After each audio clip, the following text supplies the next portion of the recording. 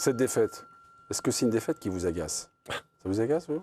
On va le demander, chroniqueur de l'équipe du soir.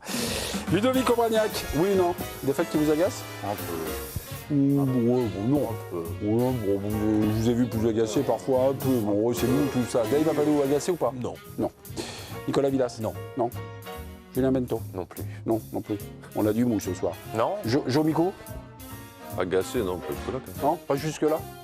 Jusqu'où on va alors Mais oui, S'énerve, vous voulez qu'on s'énerve? Il est un peu agacé. Non, mais un peu, mais enfin. Contrarié. Franchement, Contrarié. Ça va pas m'empêcher peut de dormir l'énerver ce un soir. peu. Non, mais non, c'est un match de oui. préparation. Ouais, on le sait, voilà. il y a une équipe qui a beaucoup tourné, il y a des changements, ils sont en préparation physique, il y a des joueurs qui sont arrivés que très récemment, d'autres qui se préparent vraiment physiquement pour monter en puissance après. Donc voilà, après. Mais toi qui as C'est vécu pas- ça c'est de pas- l'intérieur, quand tu perds ça un match arrive, comme ça, ouais.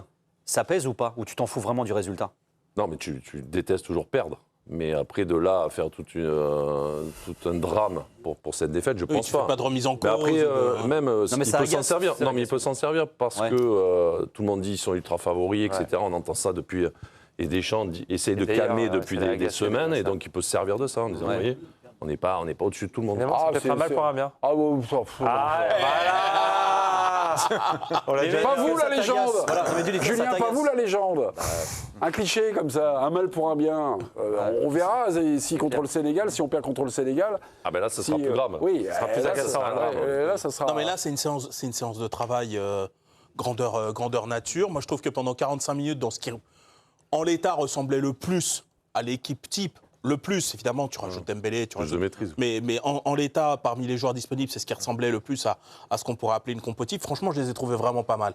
Pendant 45 minutes, je les ai trouvés pas mal. Ils n'ont pas donné quoi que ce soit à cette équipe ivoirienne. Pourtant, elle a de la puissance quand même dans sa capacité à sortir. Je trouve qu'ils ont plutôt bien couvert. Il y a eu des actions, il y a eu des... Même ça a manqué un poil de réalisme parce que je pense que Mbappé il peut mieux faire sur l'action que nous a montré Tanguy. Cherki, il oublie de frapper alors que peut-être que s'il la frappe en une, c'est terminé. Je trouve vraiment qu'ils ont bien joué. Mais après, les changements... Ils ont il très peut-être- bien joué moi je trouve. Oui, mais voilà.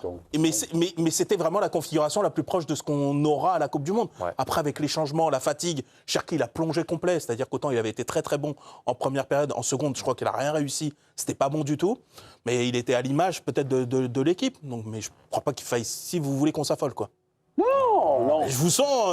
Non. Vous avez grondé Julien parce qu'il a dit Je vais vous c'est donner, peut-être un mal pour un bien. donner mon point de vue. J'ai trouvé que les 45 premières minutes, j'avais rarement vu jouer une équipe de France en préparation, ainsi, avec beaucoup de variété dans les attaques, avec beaucoup d'enthousiasme, avec beaucoup de fraîcheur, avec beaucoup de spontanéité.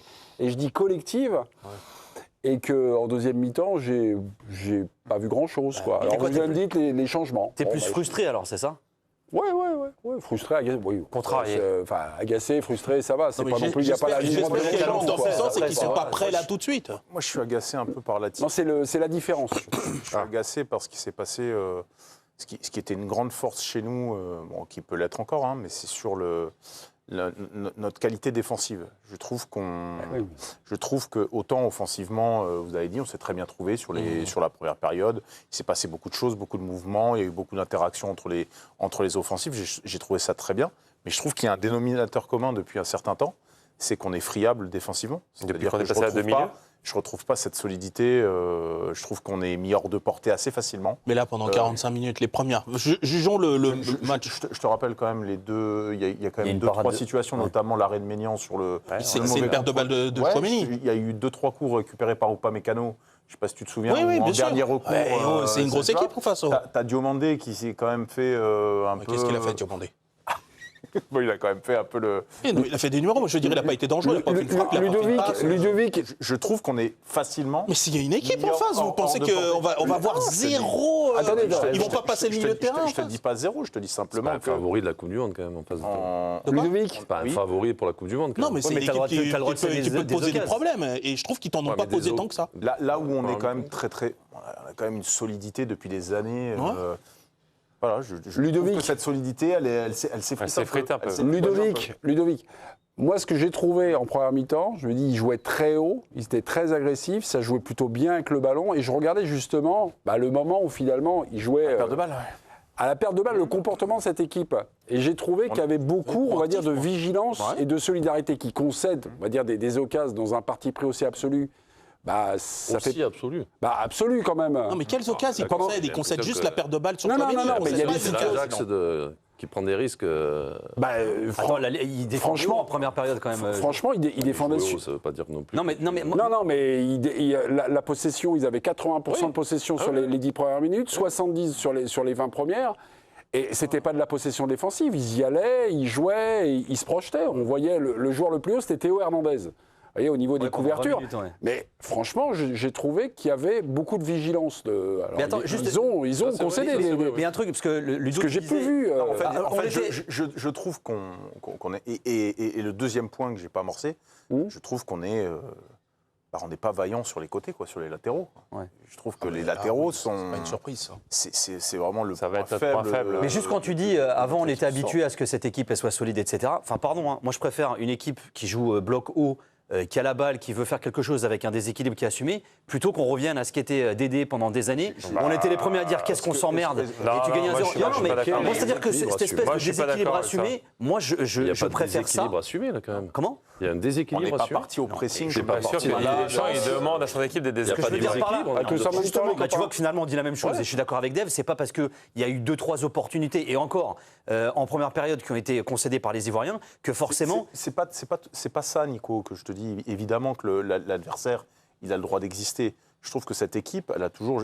Généralement, elle arrive à couper, elle arrive à tuer dans l'œuf assez rapidement toutes les actions. Mais c'est ce qu'elle a fait pendant 45 minutes. À part l'erreur de Tchouaméni. Sur quel C'est une erreur de Rabiot, en fait. Oui, enfin, La Rabiot, passe, elle Tchouaméni, est... La passe, elle est saucisse. À part ça, il n'y a pas eu de mise d'or autopsie, ça c'est un truc. J'ai trouvé quand on avait le ballon qu'on était plutôt bon, même très Ouais. bon, et on était resté haut. Je trouve que dès que les Ivoiriens ont réussi à faire 3-4 passes, je te dis, tu peux être rapidement mis hors de portée. Mais c'est c'est pour ça que je te parle. C'est pour ça que je te parle Moi, de. je l'ai vu. Le déséquilibre n'est pas le mot, mais c'est pour ça que je te parle qu'il y a une forme de volonté de domination offensive qui est assumée. Tu sais que tu t'exposes.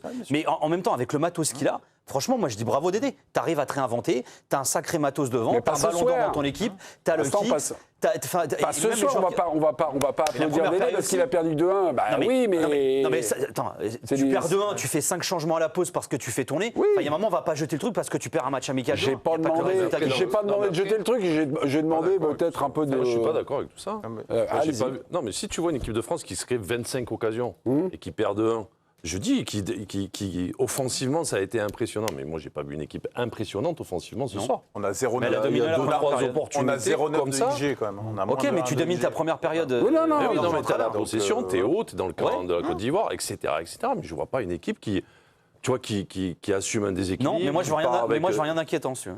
Non, mais moi non plus. on Voilà. va pas Je jusque-là. m'agace pas forcément sur un match comme ça de dire ouais, ça y est, c'est la fin des chances de l'équipe de France. Pas du tout.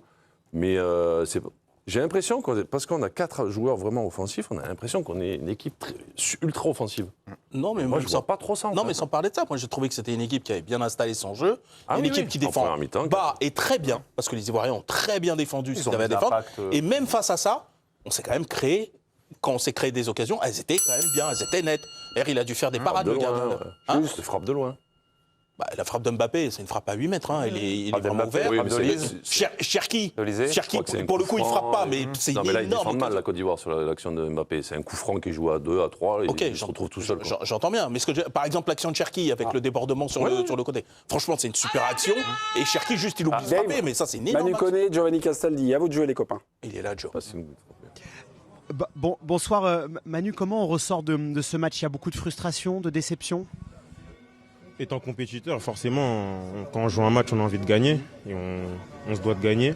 Mais voilà, je pense qu'il n'y a pas tout à jeter. On a quand même fait des très bonnes choses. Après, voilà, on sait ce qui nous attend au premier match de la Coupe du Monde. Mais je pense que voilà, c'est le premier match de préparation. On a encore un deuxième match pour bien se préparer et pour bien rentrer dans cette Coupe du Monde. Pour vous, c'est logique en fait, il y a une forme de montée en puissance, il y a eu pas mal de changements entre la première et la seconde, c'est pas une défaite qui est alarmante quoi. Je ne sais pas trop quoi dire à votre question, mais en vrai, il y a eu beaucoup de changements, c'est vrai. Voilà, pour moi, on a joué notre football. Après, voilà, on a pris ce but-là qui fait qu'on perd. Mais je pense qu'on doit garder la tête haute. On ne doit pas aussi baisser la tête à se rabâcher sur soi-même. Je pense qu'on doit continuer comme ça et monter en puissance tranquillement. Il y a un deuxième match de préparation dans 4 jours. On va bien récupérer et revenir en force. Je sais que parfois le coach en conférence de presse, il disait voilà, faut arrêter avec cette histoire, on a la meilleure équipe du monde, on est les favoris. C'est aussi un moyen peut-être cette défaite de se dire bon bah on n'est pas les plus forts, faudra faire beaucoup. Vous pensez aussi que ça peut faire du bien là-dessus? Dans cette Coupe du Monde, on sait qu'il n'y a pas de petites équipes. Tout le monde a faim, tout le monde a envie de gagner les matchs, tout le monde a envie de se battre pour sa nation. Donc voilà, c'est vrai qu'on a une bonne équipe, mais je pense qu'il y a de très bonnes équipes aussi dans le monde entier. Donc voilà, faut rester humble, il faut continuer à travailler petit à petit et arriver. Le plus important, c'est d'arriver le premier match de poule prêt et pour gagner les matchs, c'est le plus important. Merci Manu. Merci, c'est gentil. Merci Manu Koné, merci Giovanni Castaldi. Dans quelques minutes, Giovanni regarde si un bleu arrive à son micro. Souvenir, 2002, Coupe du Monde. Johan, vous faites partie de cette équipe de France. Le match, le match d'avant, puisqu'il y a eu la Corée du Sud après lorsque vous allez arriver sur site. Mais le dernier match en France, c'est contre la Belgique. Au Stade de France. Rappelons quand même le contexte où la France vient d'être championne du monde, championne d'Europe. Là, c'est pas l'Amérique de 94. Et puis il gagne tout. Mais c'est pas pareil que là. C'est-à-dire que là, tu fais la fête pour déjà la deuxième étoile, le site. Tout le monde pensait que ça allait être juste y aller, revenir et puis le ramener. Il y avait même une cérémonie de départ, tu te souviens? Ouais, c'est ça. Et vous devez revenir alors qu'il y a une pluie, vous venez de perdre, tout le monde tire la tronche. Je sais, j'étais au stade, je me dis, mince, ils reviennent, ils avaient une tête d'enterrement. Ouais, alors tu as expliqué le contexte, mais il y a aussi, après, le match en Corée, où Zidane se blesse. Donc là, il y a un autre contexte aussi. Tu perds ton meilleur joueur, donc ça crée... Est-ce qu'il va revenir, pas revenir? La cuisse de Zizou, quoi. Non mais Jo, moi je vais juste m'arrêter en Belgique. M'arrêter sur la Belgique. Ce soir-là, vous êtes dit quoi? Vous dans les joueurs, bon, bah, c'est un match de préparation, on a perdu. Un peu ce qu'on a entendu de la part de Manu Koné, c'est une petite piqûre de rappel, voilà. Ouais, mais je pense que nous, on a fait une erreur de ne pas se rendre compte que c'était... Non, mais de ne pas se rendre compte ce jour-là que... il fallait mettre un peu plus d'ingrédients. On pensait, comme tu viens de dire, il y a eu Coupe du Champion du Monde, Champion d'Europe. C'est le contexte. C'est pas grave, là-bas, quand on sera à la compète. Et je pense qu'on n'a pas vraiment pris conscience de l'urgence du truc. Et je pense que quand on a pris conscience, c'était trop tard. Mais c'était pas les mêmes matchs, mais parce que là, vous tirez un peu la sonnette d'alarme. Non, mais je reviens juste sur ce soir. Est-ce que ce soir, il y a un gars de l'équipe de France qui doit pousser une petite gueulante? Non, mais un petit coup de klaxon. Non, mais on s'en fout. À mon avis, ce sera Deschamps qui va le faire. Ouais, sûrement. Un petit coup de klaxon. Et puis la différence, c'est qu'ils ont encore un match avant de partir. Donc je pense que lundi, ça sera plus, significatif et avec l'équipe type, je pense. Il y aura d'autres joueurs, il y aura eu 4-5 jours de plus. Il y aura une autre équipe qui va arriver. Lundi, c'est le match à pas perdre. Non, c'est le truc. Non, je ne vais pas dire que le résultat sera déterminant pour la suite de la Coupe du Monde, mais je pense déjà, le petit coup de klaxon, s'il y en a un qui va le mettre, c'est Deschamps. Et je pense que c'est dans sa personnalité, c'est dans sa manière de mettre tout le monde en alerte. Il l'a déjà fait en conférence de presse. Et il va sûrement se servir de ce match-là et de ce résultat pour dire voilà les gars. Oui, pour leur mettre une petite piqûre de rappel. Mais moi, Manu Koné, mais on n'est pas dans la même situation. Mais on n'est pas dans la même situation. Il est frustré. Non, mais là, il T'as raison, Nico. est un peu vénère, là, Manu Koné. Mais on n'est pas dans la même situation que la Belgique, parce que la Belgique, tout le match, ils avaient été mauvais en 2002 avant de partir. Là, il y a vraiment une cassure entre... Sauf en deuxième mi-temps quand Johan rentre. J'ai revu le match encore. Il avait essayé de sauver ce qu'il pouvait. Non, mais il y a un 3-2. C'est une équipe moyenne à l'époque. Ouais, en plus. C'est pas la Belgique d'aujourd'hui.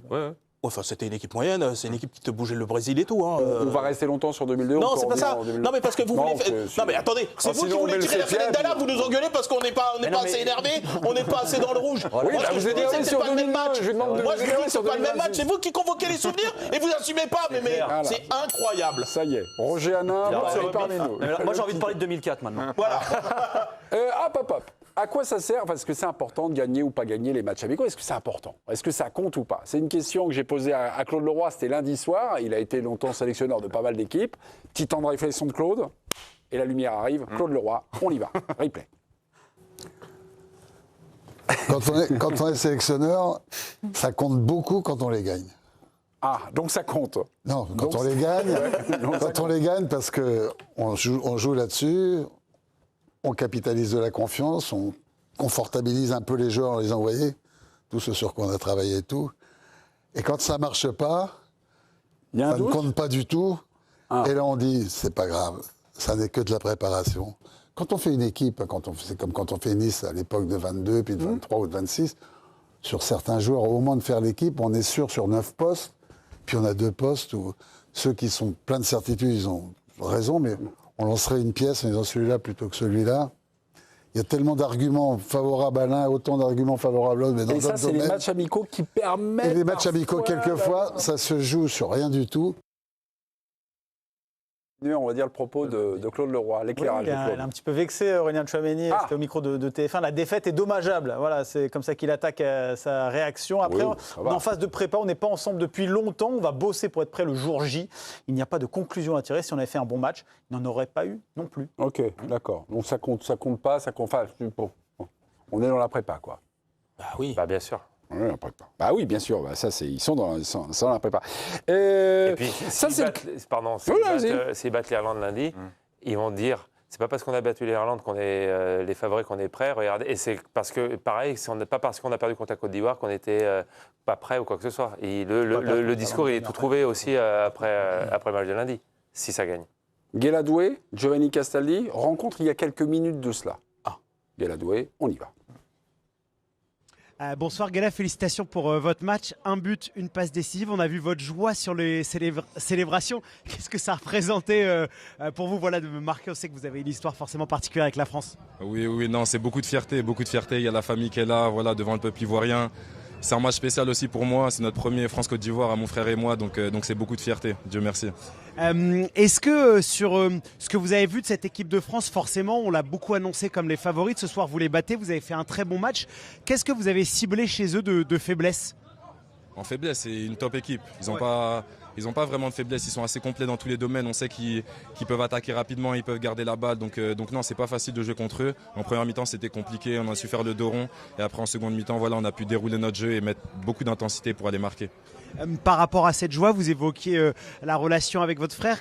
Qu'est-ce que vous êtes parlé après? Qu'est-ce que vous vous êtes dit? Il vous a félicité? Comment ça s'est passé? Oui, il m'a félicité. C'est sûr qu'avant le match, ça se charrie un peu. Mais voilà, au final, c'est une famille et on est très contents l'un pour l'autre. Et vos ambitions pour la Coupe du Monde, la Côte d'Ivoire, ça doit vous donner beaucoup de confiance? Oui, forcément. De toute façon, comme toutes les compétitions, on y va pour aller loin. Donc on va bien préparer les matchs et essayer d'aller le plus loin possible pour rendre fier le pays. Merci beaucoup, Guéla. Bonne soirée. Voilà. Guéladoué, un défenseur fiable. Est-ce que la France s'est trompée en prenant le mauvais Doué? Non, mais elle s'est trompée en le ratant, parce que sur un poste qui est très très faible, structurellement en équipe de France, t'as pas de réserve, tu sens personne venir. Et lui, il avait quand même fait des débuts assez prometteurs à Strasbourg. Tu pouvais le voir, tu pouvais le surveiller. Il n'y a pas eu ce travail de fait. Résultat, il a choisi la Côte d'Ivoire, mais tu sens qu'il manque, parce que tu dis, lui, dans l'équipe. La France fait un travail ou pas? Ou c'est plutôt, on va dire, les nations, on va dire, africaines, qui font un travail de lobbying pour tenter de les récupérer? Parce qu'en général, lorsque le gars est numéro 1, il va préférer, pour des raisons peut-être économiques et pas trop sentimentales, mais le choix numéro 1, c'est souvent l'équipe de France. Oui, bien sûr. On l'a souvent vu. Mais donc il y a pas peut-être un travail de lobbying. Je ne sais pas s'il a été. Je suis pas sûr qu'il ait été sollicité, moi, Guéladoué, par la Fédé. Je suis pas sûr qu'il ait été vraiment identifié. Je suis pas sûr qu'ils aient fait, quand je dis ce travail vraiment de surveillance. Quand tu sais qu'à droite comme à gauche, tu es vraiment faible, ou en tout cas tu es limité, on va dire, tu surveilles quand même les talents qui puissent venir. De la même façon qu'avec Nouri, pareil, on l'a peut-être un petit peu raté aussi. Voilà. Parce qu'il y a le travail de lobbying dont tu parles, mais il y a ce que dit Dev, il y a le travail aussi de supervision. C'est-à-dire que toutes les fédés qui comptent des binationaux, mais pas qu'en France, en Europe c'est le cas aussi de beaucoup de nations aussi, ils ont des cellules, ils ont des recruteurs, des rabatteurs, des mecs qui observent, qui prennent contact avec la famille, qui s'intéressent à ces gars-là. C'est pas juste un travail de le convaincre, c'est avant l'observer. Et il y a des joueurs qui choisissent aussi certaines nations parce qu'ils savent qu'ils sont valorisés depuis longtemps déjà par ces mêmes nations. Donc il y a aussi ce truc-là, et c'est un bon taf qu'a fait la Côte d'Ivoire, c'est un très bon travail que fait le Maroc, et pas qu'en France, aux Pays-Bas, etc. Il faut le souligner aussi, ça. Ça fait 2 ans qu'il est en sélection. Ouais, en plus. Oui, allez-y. Non, on est sur l'instant. Totalement. Parce qu'il fait un bon match, on en parle. Alors moi, j'ai rien contre lui, c'est un très très bon joueur. Mais on est en train de comparer un arrière-droit du Barça, un arrière-droit de Chelsea avec un arrière-droit de Strasbourg. Voilà, donc. Un arrière-droit du Barça qui est plus titulaire aujourd'hui non plus. Qui de base n'est pas arrière-droit. Il a été quand même longtemps. Oui, il l'a été, mais là c'est plus. 5 ans qu'il est au Barça. Et puis il y a 2 ans, il n'a pas ce niveau quand il a pris la sélection. En plus. C'est la culture de l'instant, la dictature de l'instant. Donc on passe, on n'est pas dans une conclusion après un joueur qui commence à vraiment être performant. Il y a peut-être un an ou deux. Jo, c'est bien la première fois qu'on démarre sur l'instant. D'habitude, on a beaucoup de Bienvenue dans l'équipe du soir, Giovanni Castaldi, vous êtes là, Giovanni? Vous êtes seul? J'ai à vous parler. Oui, je suis là, Mémé. Giovanni, alors c'est l'impression du téléspectateur que je suis. J'ai eu l'impression d'avoir eu des sifflets et des huées à l'encontre de Kylian Mbappé au début du match et sur la sortie de Marcus Thuram. Alors Mémé, sur Kylian Mbappé, moi j'ai pas spécifiquement entendu de siffler pour le coup. En revanche, sur Marcus Thuram, et ça m'a même surpris, il y a eu une bronca énorme effectivement, Mémé. Ça vous a surpris? Vous avez vu le match quand même? C'est pas terrible, Marcus. Hein. Mais oui, non mais évidemment, évidemment, oui, il a fait un très mauvais match, on est tous d'accord là-dessus, mais de là. Non, pas du tout. Non, mais il a fait un mauvais match, il n'y a pas de problème. Mais de là à siffler, conspuer comme ça un joueur de l'équipe de France sur un match de prépa avant la Coupe du Monde, ça me paraît un tantinet excessif. C'est la culture de l'instant. Je ne sais pas si c'est la culture ou de l'accumulation des matchs, on va dire, un peu moisis de Marcus en bleu. On attend mieux de Marcus. Ouais, mais il joue toujours à gauche aussi. Ouais, mais attends, il joue pas. C'est ça le problème, il joue pas à sa place en bleu. C'est ça qui est dur aussi pour lui. Il sortait d'un bon rassemblement en mars. En mars, il avait été bon. Ouais, carrément. Il avait un peu cassé cette spirale. Moi, je faisais partie de ces des sceptiques, on va dire. Ouais, non, même plus que ça. Moi, je me demandais comment ça se fait qu'il est depuis aussi longtemps en équipe de France. Il a clairement pas un profil d'élite. Et sans la blessure de Ekitike, il serait peut-être pas là aussi. Et puis à l'Inter, il joue dans un format à deux. Il joue pas tout seul en pointe. Ah bah faut pas le sélectionner. Là, faut pas le sélectionner. Non, faut lui dire. Non, mais faut lui dire à Marcus, tu joues pas. Non, mais disons que sur la configuration de la deuxième période, on se disait avec Johan. Peut-être l'associer à deux avec Mateta devant. Enfin, c'est ça avait peut-être plus de sens que de le laisser à gauche. Vous m'avez préparé une petite compo sur la fin du match. Est-ce anecdotique? Est-ce un petit indice? Notre Didier, il a fini en 4-3-3. Cherki sorti, Warren Aep, non, rien. Non, j'ai juste une petite. Non, c'est juste. Alors c'est juste une observation. On la garde comme ça. Moi, j'aime bien cette. Ah, vous aimez bien les 3 milieux ce système-là. Ouais. Bah, en tout cas, c'est un système qu'on connaît, c'est un système. Oui, mais pour revenir à ce que disait Nicolas tout à l'heure. Oui. En disant, on a trop tapé sur des champs, on s'emmerdait. Un peu, oui. Ouais, mais moi, je préfère m'emmerder en phase finale et gagner ou aller au bout sur une équipe nationale. Que de prendre du plaisir et se faire sortir en 8e ou en quart. Donc si pour gagner, il faut s'emmerder et passer en 4-3-3, bah, moi je suis prêt à passer un an et demi devant la télé. L'alternative, c'est soit s'emmerder et gagner. On peut faire les deux. Soit jouer et perdre. Vous allez peut-être récupérer Julien pour on peut faire les deux. On peut faire les deux. Mais avec un système. Non, Julien, je suis désolé, vous êtes à l'équipe du soir. Soit on joue bien et on perd, c'est comme ça. Soit on joue mal et on va au bout. Non, souvent c'est noir ou blanc. Non, mais ça fait 14 ans qu'on a gagné qu'une fois, quoi. Ouais.